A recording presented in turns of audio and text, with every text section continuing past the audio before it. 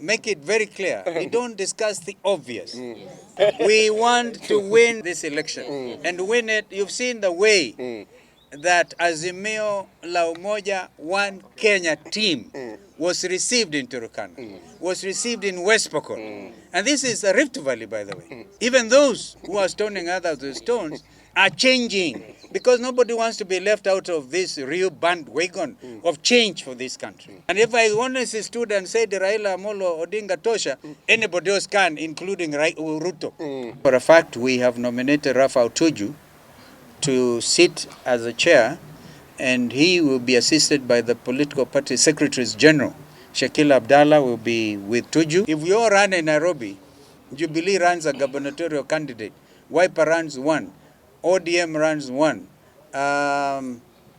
You can imagine the outcome. And Kanu runs one or whatever. You might give advantage to somebody else. So we're going to look into all this and say in terms of Nairobi, the coalition political party will have to agree on one single candidate and running mate.